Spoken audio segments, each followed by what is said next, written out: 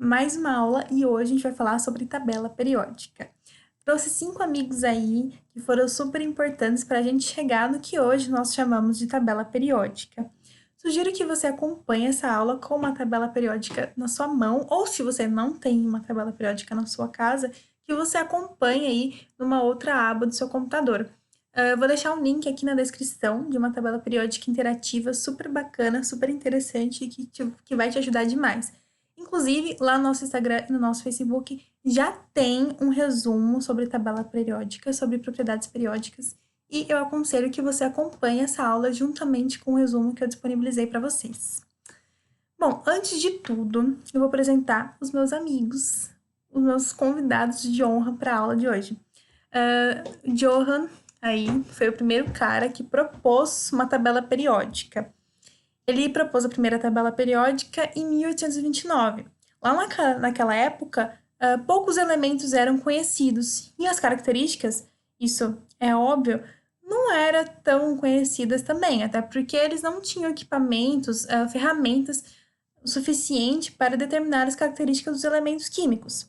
O Johann propôs, então, uma tríade de elementos. Ele agrupava os elementos de acordo com suas características semelhantes, por exemplo, cor, brilho. E na tabela periódica, ele fazia grupos de 3 elementos, os 3 elementos que fossem mais parecidos entre eles. Mas a gente sabe que isso, obviamente, não foi viável, até porque foram descobrindo novos elementos e, obviamente, eu posso ter 4, 5, 6 elementos que possuem as mesmas características. E aí, em 1862, chegou o Xandinho, Alexandre de Charcot.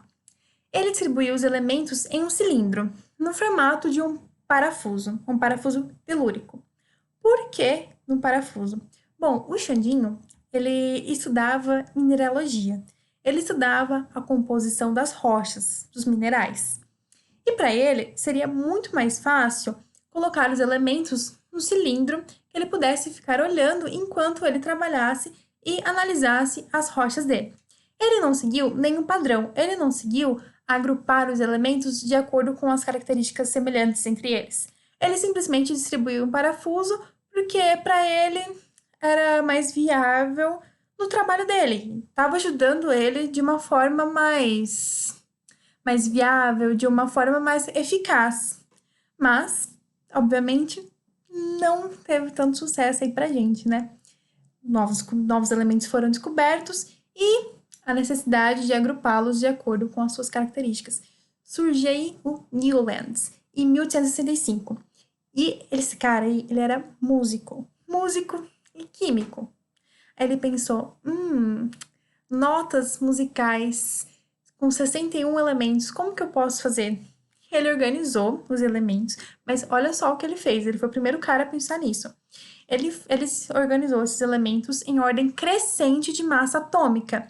É aí, então, que pela primeira vez eles decidem agrupar os elementos de acordo com a massa atômica.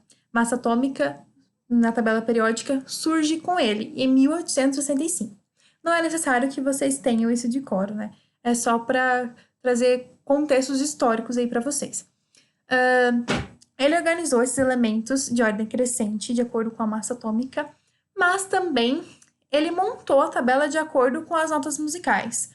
Lá, Dó, Ré, Mi.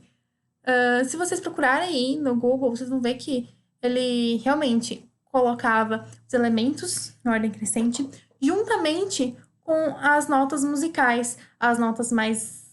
Ai, gente, eu não sei de música. As notas mais agudas, as notas mais acentuadas. Ele foi relacionando as notas de acordo com a massa dos elementos. Mas também não teve muito sucesso, né? Porque o elemento, ele tem mais do que a massa atômica e não faz tanto sentido pra gente ficar associando com notas musicais, né? E aí, Mendeleev. Mendeleev é o cara que a gente mais ouve falar, né? Em 1869, ele organizou os elementos em ordem crescente de massa atômica, assim como Newlands, porém, ele posicionou em colunas horizontais e verticais, respeitando as diferenças entre esses elementos. E aí, então, em 1869, que a gente já consegue aproximar com a tabela que nós temos hoje, com todas aquelas linhas, as colunas verticais e horizontais que nós temos na tabela. Isso surgiu com Mendeleev, que ele propôs organizar as diferentes elementos em colunas horizontais e verticais. E para finalizar aí nosso contexto histórico, em 1913, Henry Moseley manteve organizações em colunas horizontais e verticais, mas posicionou os elementos das mesmas características químicas nas mesmas colunas verticais, que é o que a gente tem hoje, a tabela periódica. Os elementos com características semelhantes, eles ficam juntos em colunas verticais, enquanto os diferentes ficam propostos em colunas horizontais. Por isso que a gente separa os elementos em família. Eu tenho família 1A, família 2A e assim sucessivamente. Essa família é definida de acordo com as características semelhantes de cada elemento. E aí, isso acontece porque Moseley propôs isso. Ele propôs que os elementos que possuíssem as mesmas características ficassem na mesma coluna vertical e os diferentes ficassem, então, nas colunas horizontais. Aqui, para vocês entenderem um pouco melhor da organização, a nossa tabela é dividida em famílias A e B. Os elementos da família A são chamados de representativos. Já os elementos da família B são denominados elementos de transição interna. E aí, a gente sabe que nas famílias, cada família tem um nome, como se fosse na nossa vida cotidiana. Cada família tem um sobrenome. Já na tabela periódica, cada família tem um nome, então. A família 1A é a família dos metais alcalinos. A família 2A, alcalinos terrosos. A família 3A é a família do boro. A do 4A é a família do carbono. A do 5A, família do nitrogênio. A do 6, família dos calcogênios. E a família 7, halogênios. E o 8, para finalizar, a família dos gases nobres. Regra do octeto, você lembra disso? Se você não lembra, tem alguma aula que, nossa, eu vou pedir para deixar o link aqui também. E nas aulas aí que vão vir as próximas aulas, a gente vai falar sobre a regra do octeto novamente, distribuição eletrônica e o diagrama de Linus Pauling. E aí a gente vai retomar aí na família 8A. Bom, e as propriedades periódicas que existem, quais são elas? Raio atômico, eletronegatividade, energia de ionização, afinidade eletrônica, eletropositividade, densidade e volume atômico. Tudo isso, gente, está na tabela periódica. E, como eu disse, não tem necessidade de você decorar cada uma delas, um raio atômico de cada elemento, não tem essa necessidade. Mas é importante saber, pelo menos, definir alguma dessas propriedades. Não se apeguem em ficar decorando muito, não, viu? Principalmente as características de certos elementos. Não tem necessidade disso para o seu vestibular. Bom, um raio atômico na tabela periódica, ele tem a característica de aumentar de cima para baixo e aumentar da direita para a esquerda. Toda vez que eu faço direita no vídeo, toda vez que eu faço direita aqui pra mim, aparece esquerda no vídeo. Aí eu fico assim, meu Deus, como que eu faço? Porém, o raio atômico na tabela periódica, ele vai aumentar da direita para a esquerda. No entanto, que o nosso elemento que possui o maior raio atômico é o frâncio, já que o raio atômico aumenta de cima para baixo e da direita para a esquerda. Mas o que seria essa propriedade, raio atômico? Raio atômico é a distância entre o centro do núcleo do meu átomo até a sua camada mais externa. É o raio, gente. Lembra daquela piadinha? Ai, o diâmetro. Ai, o que é pior do que o raio? Ai, o diâmetro, porque é 2 vezes o raio. Tá, nesse caso, o raio vai ser a distância, então, do centro do núcleo do meu elemento até a sua camada mais externa. Viu? Não é tão difícil assim definir o que é raio atômico. E, como eu disse, você não tem a necessidade de saber que o raio atômico vai aumentar de cima para baixo e da direita para esquerda. Isso no seu vestibular não vai cair. Ah, como que é o aumento do raio atômico? Cara, não, isso não vai cair. Pode ser que caia, qual que é essa propriedade? Como que essa propriedade é definida?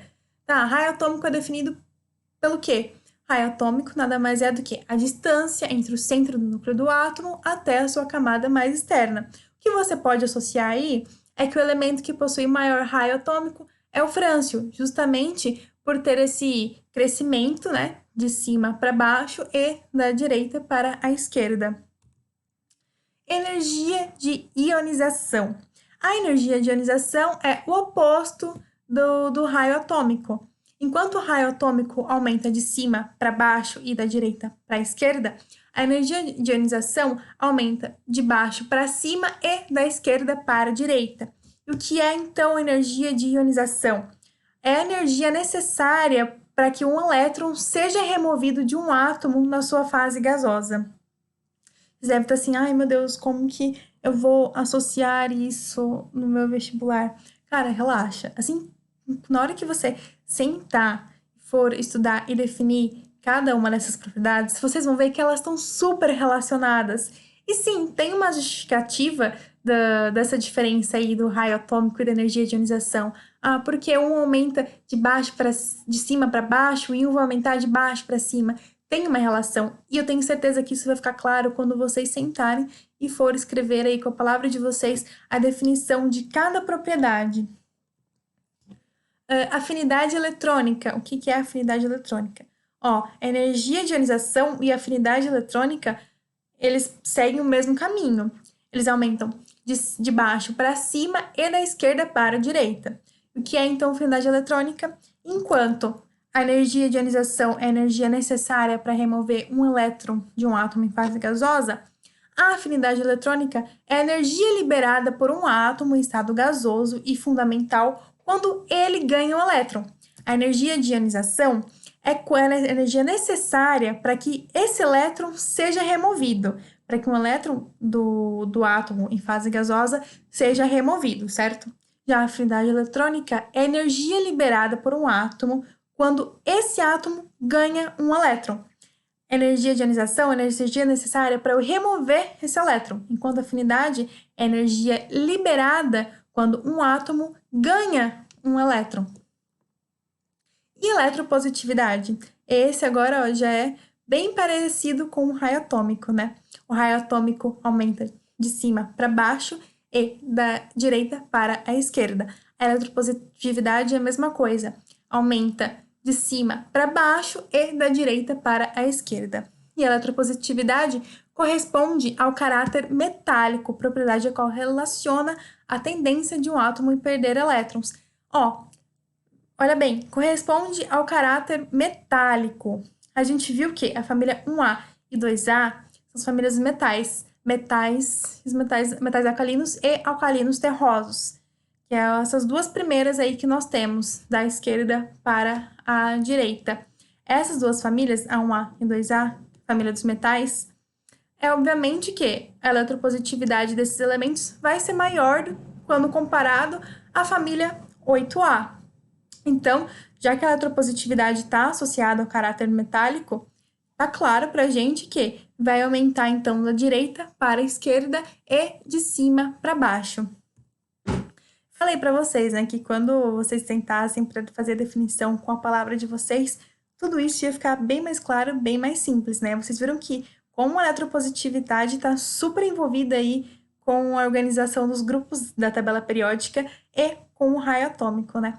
E a eletronegatividade? A gente viu que a eletropositividade corresponde ao caráter metálico de um elemento e a tendência do átomo em perder elétrons. O metálico, ele tem essa característica aí de perder elétrons. Um átomo de um metal tem essa propriedade que é perder elétrons. E a eletronegatividade é o oposto da eletropositividade. Dá para ver que a eletropositividade aumenta de baixo para cima e da esquerda para a direita e corresponde à força de atração que um átomo exerce sobre um par de elétrons envolvidos em uma ligação química.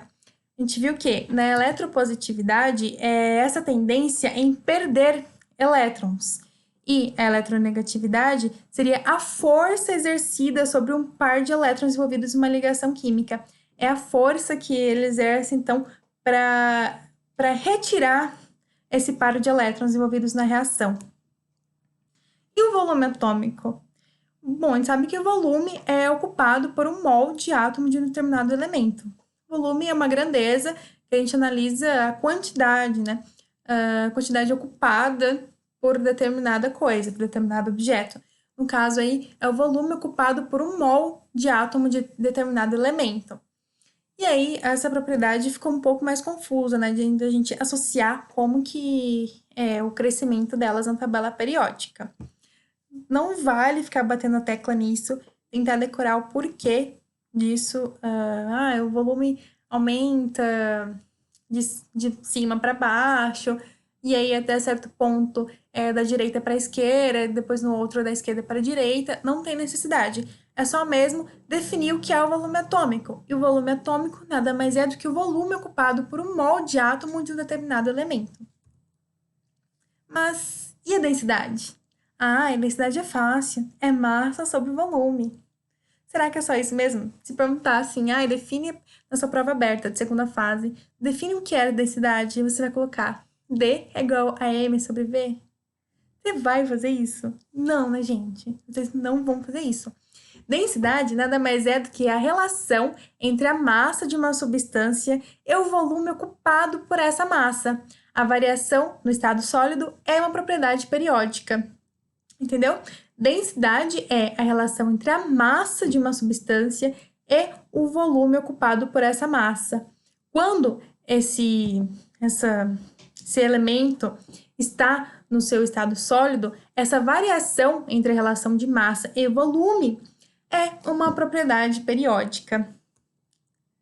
Cadê o próximo slide? Bom, gente, a gente fica por aqui hoje. Eu espero que as propriedades tenham ficado bem definidas aí na cabeça de vocês. Sugiro que agora vocês desliguem essa aula, dá um pause aí e tentem escrever com as próprias palavras de vocês o que é, então, cada propriedade periódica. É necessário que as propriedades periódicas, a definição de cada propriedade periódica fique claro na mente de vocês e que vocês consigam relacionar o porquê que uma aumenta numa direção e a outra aumenta numa direção oposta. Então, sugiro aí que vocês estudem bastante essas definições, escrevam aí com a palavra de vocês para que isso se interiorize aí na cabeça de vocês e os ajude no vestibular. Bom, nossa aula foi essa e eu espero que vocês tenham gostado. Qualquer coisa, estou à disposição lá no @mate.kim para tirar a dúvida de vocês. Bons estudos, gente, e foco, hein? Muito foco!